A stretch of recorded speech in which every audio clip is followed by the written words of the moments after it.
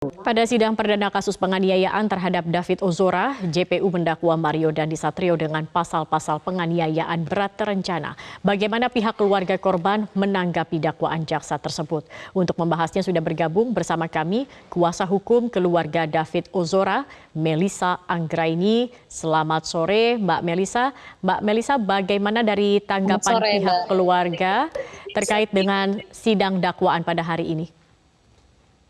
Iya, kami melihat dakwaan sudah cukup baik ya yang dibacakan oleh jaksa penuntut umum, di mana sudah memuat pasal terberat terkait dengan penganiayaan berat terencana, yaitu pasal 355 ayat 1. Hanya di dalam isi keseluruhan, tentu kami tadinya berharap sudah memberikan muatan-muatan terbaru yang diperoleh pada saat persidangan anak. Tetapi narasi itu belum disampaikan atau dikemukakan dalam dakwaan, sehingga kami lihat dakwaan memang hampir 90% mirip dengan dakwaan anak AG yang lalu. Terkait dengan persetubuhan atau pelecehan ini masih ada, sementara sudah terbuktikan pada saat sidang anak waktu itu. Sehingga kami berharap dan kami yakin nanti dari jaksa penuntut umum tentu akan menggali hal ini lebih lanjut di dalam proses pembuktian di persidangan nanti. Seperti itu. Oke. Terkait dari unsur-unsur pasal penganiayaan berat, kemudian unsur perencanaan, kami rasa tidak lagi ada perdebatan harusnya terkait dengan penganiayaan berat ya. Karena sudah jelas dari dampak yang dilakukan pada saat peristiwa penganiayaan ini terhadap anak korban seperti apa. Bahkan sampai hari ini juga belum kembali normal. Terkait Oke. perencanaan, seperti yang tadi disampaikan oleh kuasa hukum dari terdakwa Mario Dendi, perencanaan juga menurut kami ini sudah jelas karena perbuatan yang dilakukan oleh si MDS CS ini bukan perbuatan yang spontan atau Ya, ujuk-ujuk.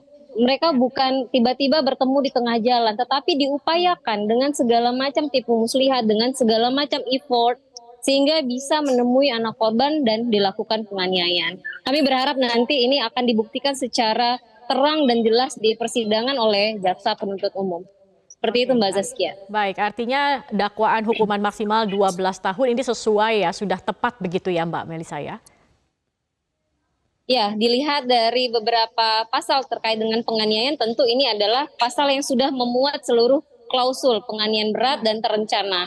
Tapi apakah nanti akan diberikan lebih berat lagi, itu ya kewenangan majelis hakim. Karena ini Baik. adalah korbannya anak dan perilakunya ini memang perilaku yang bisa diberatkan dari sisi ancaman pidana gitu. Karena sedikit lagi anak korban ini sudah kehilangan nyawanya jika tidak ada pertolongan atau teriakan dari saksi N. Dan harus diingatkan kembali Mbak, penganiayaan itu tidak berakhir karena inisiatif dari si terdakwa, tetapi karena ada teriakan itu. Ada intervensi begitu dari saksi lain begitu ya Mbak Iya, Melisa. Mbak ya, Melisa, hari ini ayah David juga datang dalam persidangan begitu ingin ya. melihat langsung dan juga ingin jangan sampai ada kemudian permainan atau dugaan mafia dalam peradilan. Memang sejauh ini ada indikasi seperti itu Mbak Melisa?